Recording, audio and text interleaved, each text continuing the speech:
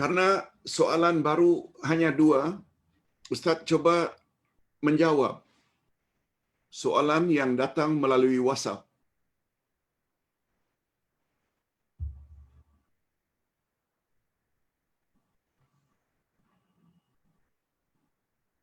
Ustaz baca beberapa soalan yang datang pada Ustaz mula semalam dan hari ini.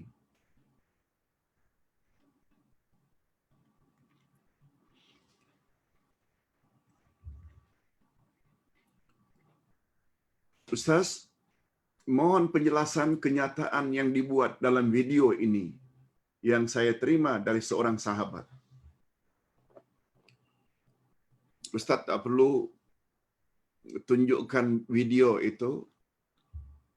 Cuma seorang ustaz ditanya, betulkah Nabi Muhammad sallallahu alaihi wasallam melarang kita menutup mulut ketika dalam salat?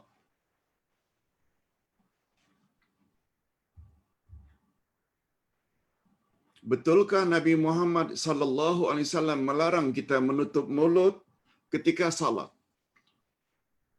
Sedangkan kita pada hari ini sangat digalakkan ketika menghadapi pandemik COVID-19 ini, digalakkan memakai mask. Patutkah kita patuhi galakan pemerintah ini? Jawabnya patut. Yang Nabi sallallahu alaihi wasallam larang itu dalam salat. Naha Rasulullah sallallahu alaihi wasallam ayataghatta fahu fi salat. Hadis sahih riwayat Imam Tirmizi dari Abu Hurairah. Ada riwayat lain lagi dari Abu Daud. Ada riwayat lagi dari Ibnu Majah. Yang kata Syekh Nasaruddin Albani, hadis itu sahih dalam salat. Oleh sebab itu, bila kita ada mask,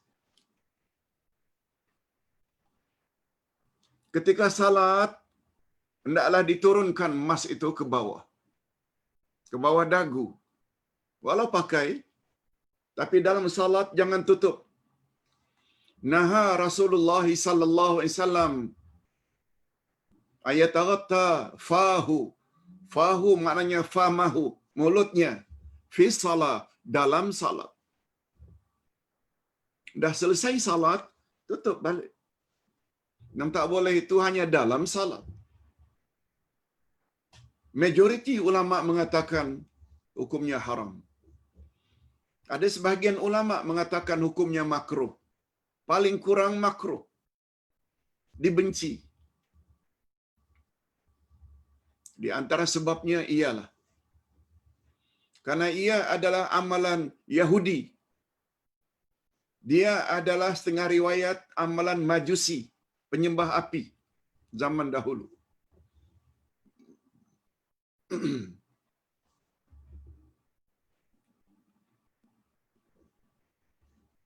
Dan menutup mulut ketika salat boleh mengakibatkan bacaan kita menjadi tidak betul makhrajnya. Dikaitkan lagi oleh setengah ulama, menutup mulut ini bermakna kita tidak beradab kepada Allah.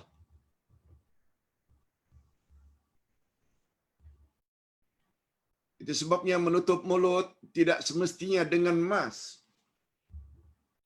Itu sebabnya orang Arab yang ada kutrah, tutup kepala, yang ada syal, lalu mereka tutup begini.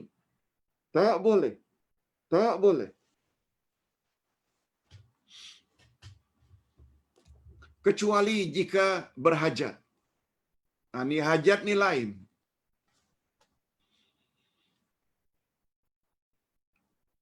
Antara lain apabila kita menguap.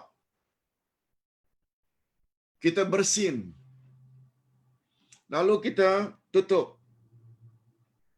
Sebab Nabi Muhammad sallallahu alaihi wasallam, apabila kita menguap lalu kita tutup, ini disuruh oleh Nabi. Sebab bila kamu tidak tutup ketika menguap, syaitan akan masuk ke dalam mulutmu. Begitu kata Nabi. Atau ketika itu kita tidak dapat menahan baunya. Bau yang datang itu terlalu busuk, lalu tutup, itu dikecualikan.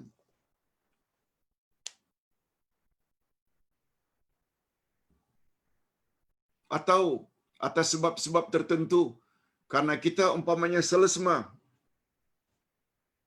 tak mau menjangkit pada orang lain, kita tutup. Itu semua pengecualian yang dibenarkan oleh agama.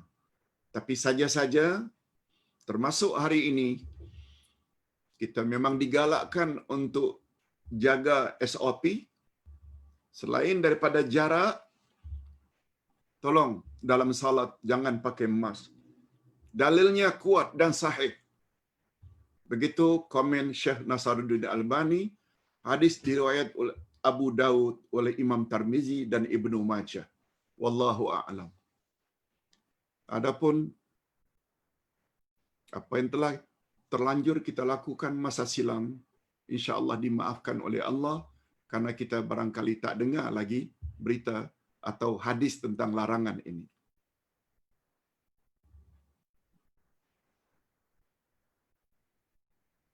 Ustaz, saya Rozina sering ikuti kelas Ustaz secara online. Alhamdulillah. Seronok rasanya. Alhamdulillah. Seronok, happy, suka, Alhamdulillah. Ustaz pun turut suka kalau ada orang yang suka mendengar panduan-panduan yang Ustaz coba sampaikan. Alhamdulillah. Seronok Ustaz. Nak tanya Ustaz, saya sumbang duit zakat untuk para hufaz Masjid Tahfiz Fatimah Al-Zahra yang Ustaz kelolakan.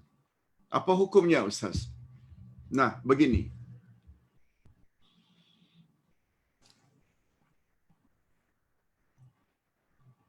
Dr. Yusuf Al-Qaradawi dalam kitabnya Fiqhuz Zakat, beliau masih hidup. Beliau adalah ketua ulama Islam sedunia yang sekarang berada di Qatar. Dalam bukunya Fiqhuz Zakat, beliau kata,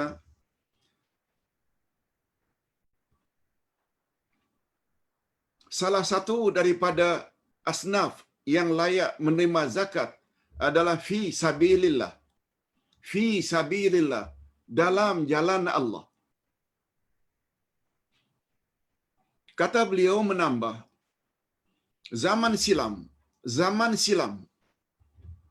fi sabilillah itu fokus kepada beli senjata untuk melawan orang kafir, berperang,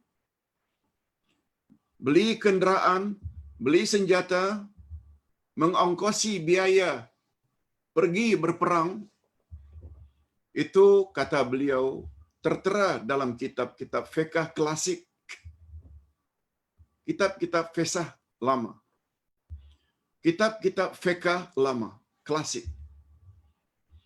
Tetapi kita berperang melawan orang kafir hari ini dipanggil dengan al-ghazwul fikri, yaitu perang pemikiran, perang ideologi, perang dengan pihak-pihak yang ingin menyesatkan kita, bukan hanya dari kalangan orang-orang kafir, Yahudi, Nasrani, juga dari kalangan golongan-golongan bukan dari Ahlus Sunnah wal Jamaah, Qadianinya, Syiahnya, Khawarijnya, semua sekarang ini berusaha untuk menyesatkan kita daripada jalan Allah yang sebenar. Oleh sebab itu, pembinaan sekolah agama, pembinaan tahfiz Al-Quran untuk menjamin kelangsungan Al-Quran itu Tidak boleh dipalsukan hingga kiamat. Perlu adanya tahfiz. Semua usaha-usaha ini dapat dikategori ke dalam fi sabilillah. Apalagi di negeri-negeri yang tidak mendapat sokongan padu dari pihak pemerintah untuk membina masjidnya, terpaksa cari duit sendiri. Untuk membina sekolah-sekolah agama, terpaksa cari duit sendiri. Karena untuk membentuk kader-kader yang kelak akan menyelamatkan umat daripada gangguan orang-orang yang tidak suka Quran dan Sunnah. Oleh sebab itu, ringkasnya Dr. Yusuf Al-Qaradawi berpendapat, bila untuk tujuan itu, termasuk menjamin hufaz itu agar selesa untuk menghafal Al-Quran dan belajar ilmu-ilmu agama, yang kelak mereka yang akan memperjuangkan Islam yang sebenarnya kepada orang ramai, mereka dapat dikategori dalam asnaf fi sabilillah. Ustaz, bila ditanya, cenderung pada pendapat ini. Itu sebabnya Ustaz punya pendapat mengeluarkan duit zakat untuk tujuan membina atau membantu hufaz tersebut dan tenaga pengajarnya, makan minumnya boleh dikeluarkan dari duit zakat. Wallahu a'lam. Ustaz tahu ada yang setuju, ada yang tak setuju, tapi Ustaz cukup tertarik dengan pandangan Dr. Yusuf Al-Qaradawi. Wallahu a'lam. Hadirin dan hadirat rahimakumullah. Kita teruskan dengan pertanyaan berikutnya. Ustaz, ada satu video yang disampaikan pada Ustaz. Seorang Ustaz mengatakan, kita bila ingin buka aurat dalam bilik ke, sebelum masuk tandas, atau dalam bilik ke, membuka telekung, kita hendaklah baca bismillah. Hendaklah baca bismillah.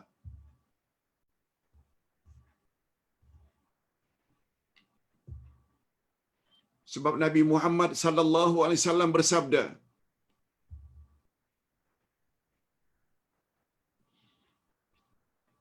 asitru ma baina a'yunil jin wa aurati bani Adam bismillah. Terjemahannya,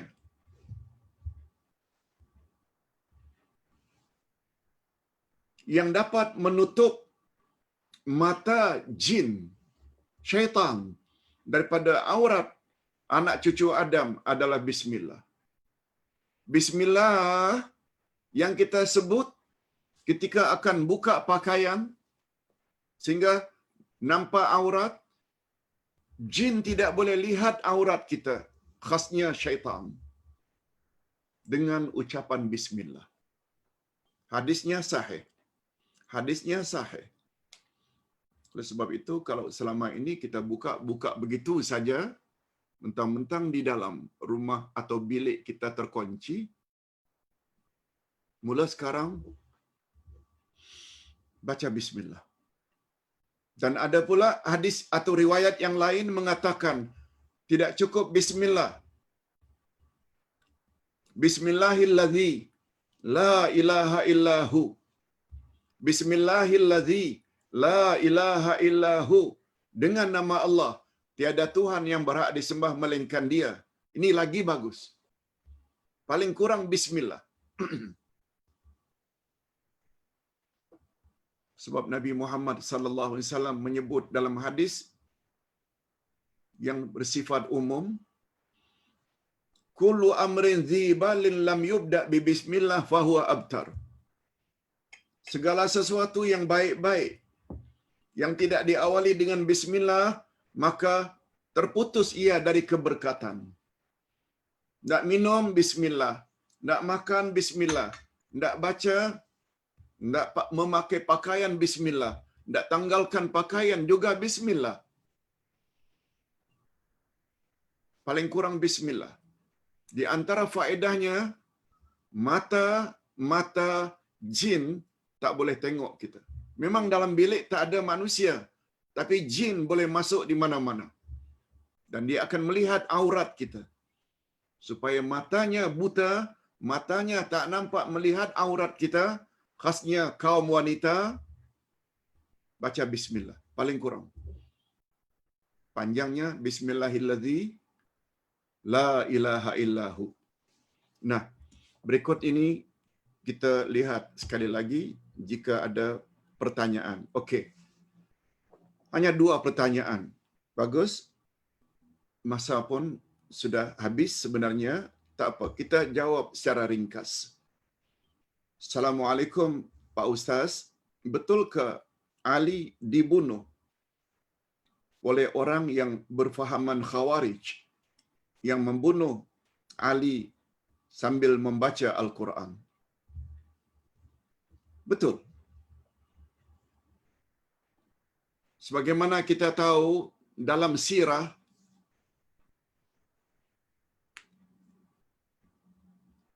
ada perjanjian antara Ali dengan Muawiyah. Ceritanya panjang. Begitu Ali akan menyerang Muawiyah di Damsyik, Syria,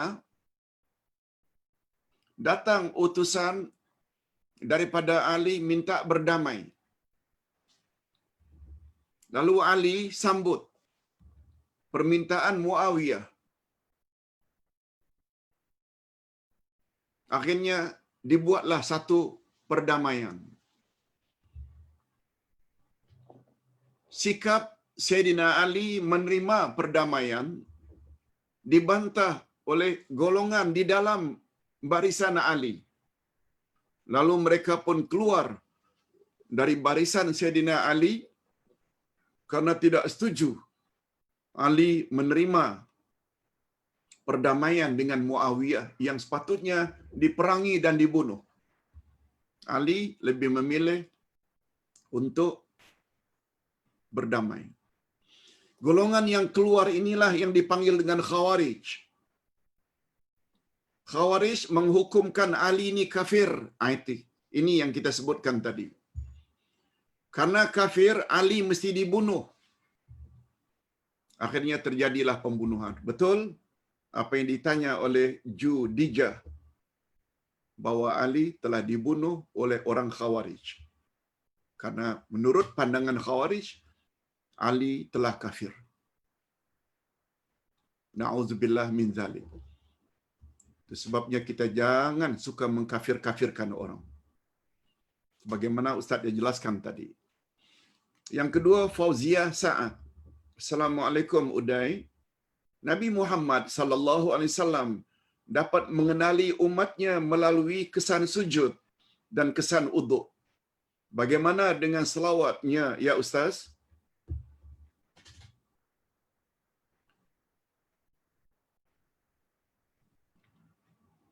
Nabi Muhammad sallallahu alaihi wasallam dapat mengenali umatnya melalui kesan sujud dan kesan uduk. Bagaimana dengan selawat ya Ustaz? Okey. Ustaz cuba jawab. Nabi Muhammad sallallahu alaihi wasallam di dalam hadis sahih pernah bersabda, di akhirat nanti aku telah diberi oleh Allah izin untuk memberi syafaat umat yang berdosa. Namanya syafaat uzma. Uzma sama dengan makna azim atau a'zam. Syafaat yang paling agung. Itu dimiliki oleh hanya Nabi Muhammad sallallahu alaihi wasallam, diberi oleh Allah.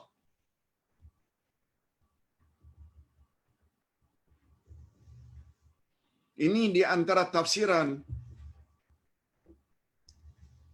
wa sawfa yu'tika fatarda. Allah akan bagi engkau nanti dan engkau akan reda. Di antara tafsiran dalam surat Ad-Duha itu, yang Nabi akan diberi itu, yaitu beri syafaat. beri izin untuk menolong orang-orang yang berdosa di padang mahsyar. Kita berdoa mudah-mudahan kita termasuk ke dalam golongan yang layak mendapat syafaat Nabi Muhammad sallallahu alaihi wasallam sehingga layak masuk syurga. Selanjutnya kata baginda, dari umat yang sekian banyak di padang mahsyar itu, umat Nabi Nuh, umat Nabi Ibrahim dan umat-umat Nabi terdahulu, di dalamnya ada umat Muhammad. Aku akan pilih umatku dahulu. Aku akan pilih umatku dahulu. Lalu sahabat bertanya, "Ya Rasulullah, manusia sekian banyak, bagaikan lautan, bagaikan samudra itu, macam mana Tuhan boleh kenal umatmu?" Nabi jawab, "Aku kenal mereka dari kesan sujudnya, maknanya banyak salat. Juga kesan air uduknya. Bercahaya, semuanya bercahaya." Itu kisah atau dalil tentang kesan sujud dan kesan air uduk boleh menjadi penyebab Nabi Muhammad sallallahu alaihi wasallam kenal kita.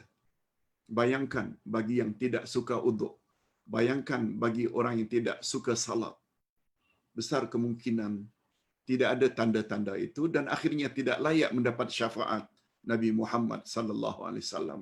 Oleh sebab itu, ada dari kalangan umat Islam yang punya amalan tidak putus uduk. Itu antara lain. Besarnya fadilat. Satu kisah, seorang sahabat menolong Nabi untuk beruduk pada waktu malam. Dia curahnya air dalam satu bekas untuk membolehkan Nabi uduk. Nabi berterima kasih kepada Rabi'ah bin Ka'ab. Rabi'ah bin Ka'ab. Rabi'ah ni orang Arab adalah nama laki-laki. Bin, son of Ka'ab. Bukan binti. Jadi Rabi'ah ini tolong Nabi menjirus. Dan Nabi pula di bawah beruduk. Pendek cerita, setelah selesai uduk, apa kata Nabi? Sal u'tik. Engkau telah berjasa menolong aku untuk beruduk. Mintalah padaku apa yang patut aku doakan untukmu. Sal u'tik, aku akan kabulkan. Sahabat Rabi'ah bin Ka'ab hanya berkata, "Aku minta tolong doakan ya Rasulullah agar aku dapat masuk syurga bersama Tuhan." Bukan masuk syurga saja, masuk syurga bersama Rasulullah. Nabi tanya, "Summa madza?" Kemudian kau nak minta apa lagi? Nabi offer lagi. Kalau ada permintaan yang lain. Jawab Nabi, jawab Rabi'ah bin Ka'ab, "Huwa dzalik." Saya minta itu saja ya Rasulullah. Dia tidak minta agar jadi kaya, dia tidak minta yang lain-lain. Huwa dzalik, itu saja ya Rasulullah. Coba dengar komen Nabi. A'inni bikasratis sujud. A'inni bikasratis sujud. Permintaanmu itu makbul, diterima oleh Allah. Tapi kamu mesti tolong aku dengan banyak-banyak sujud. Istilah sujud ini, makna lainnya salat. Khasnya salat-salat sunat. Selain fardu, buat rawatib, qabliyah, ba'diyah, duha, tahajud, witir, banyakkan. Ini di antaranya, apalagi dengan banyak sujud itu, semakin cemerlang cahaya di dahi kita, dan banyak beruduk itu nanti bercahaya semua anggota kita. Lihat betapa ruginya orang yang tidak beruduk, ruginya orang yang tidak salat. Adapun tentang selawat, selawat tidak dikaitkan dengan cahaya. Selawat ada sendiri. Nabi bersabda dalam hadis sahih, "Man shalla alayya marrah, sallallahu alaihi asyara marrat." Siapa bersalawat kepadaku satu kali, Allah akan bersalawat kepadanya 10 kali. Selawat Allah kepada Nabi maknanya hidup Nabi diberkati oleh Allah. Selawat para malaikat pada Nabi, malaikat di langit mohon kepada Allah agar Allah ampun dosa-dosa Nabi. Adapun selawat kita kepada Nabi, kita sebut Allahumma salli ala Muhammad wa ala ali Muhammad atau yang seumpama dengan itu. Banyak lagi fadilat-fadilat selawat, tapi dia tidak ada kaitan dengan cahaya. Itu sebabnya apabila kita ingin mendapat selawat daripada Allah, dan selawat daripada Allah maknanya Allah cucuri rahmat dan berkat. Banyak-banyak sajalah bersalawat kepada Allah. Bersalawat kepada Nabi Muhammad sallallahu alaihi wasallam, sebab kesannya kita akan mendapat selawat daripada Allah. Selawat daripada Allah maknanya kita akan dicucuri rahmat dan berkat oleh Allah. Nah, Ustaz teringat pertanyaan semalam yang Ustaz belum jawab secara tuntas. Sebab Ustaz tidak perasan yang ditanya oleh Meskam Sleman.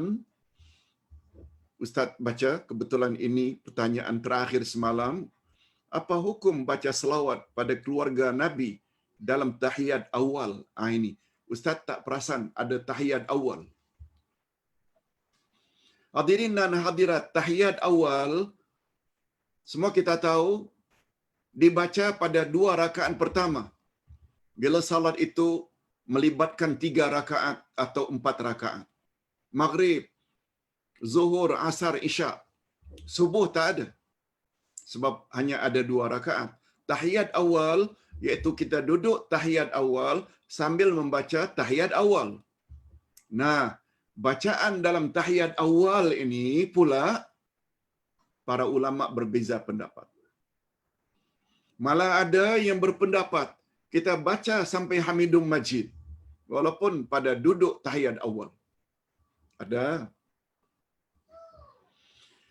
Ada pula yang berpendapat, ini yang kita selalu dengar, tahiyat awal itu sampai Allahumma salli ala Muhammad wa ala ali Muhammad.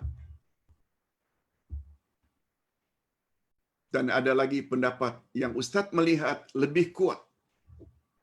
Tahiyat awal hanya sampai 2 kalimah syahadat sahaja. At-tahiyatul mubarakatus salawatut tayyibatu lillah. Assalamu alayka ayuhan nabi wa rahmatullahi wa barakatuh. Assalamu alayna wa ala ibadillahi salihin. Asyhadu an la ilaha illallah wa asyhadu anna Muhammadar Rasulullah. Langsung berdiri untuk rakaat yang ketiga tanpa Allahumma salli ala Muhammad wa ala ali Muhammad. Ini pendapat Imam Ibnul Qayyim dengan membawa dalil-dalilnya, dan Ustaz cenderung pada pendapat ini. Cukup sampai 2 kalimah syahadat sahaja. Malah pendapat seorang ulama yang lain mengatakan justru menambah selawat Allahumma salli ala Muhammad wa ala ali Muhammad hukumnya makruh. Namun demikian kita kena faham semuanya ini perbezaan pendapat ulama fiqh yang masing-masing mereka membawa dalil masing-masing. Ingin teruskan sampai Hamidum Majid ada dalilnya. Sampai Allahumma salli ala Muhammad tanpa wa ala ali Muhammad juga ada. Sampai 2 kalimah syahadat juga ada. Cuma kepada Ustaz bila ditanya, Ustaz cenderung pada pendapat sampai selawat, sampai Allahumma salli, sampai asyhadu an la ilaha illallah wa asyhadu anna Muhammadar Rasulullah, tanpa selawat sampai Hamidum Majid. Kita naik untuk rakaat yang ketiga. Ini sekedar tambahan bagi pertanyaan Meskam Sleman semalam yang Ustaz terlepas pandang. Sampai jumpa lagi nanti petang insya-Allah, juga tentang perkara yang hampir sama, hakikat iman, cuma mungkin lebih umum pembahasannya sebab jam 3 nanti pembahasan kita tentang asas-asas akidah. Wabillahi taufiq wal hidayah. Wassalamualaikum warahmatullahi wabarakatuh.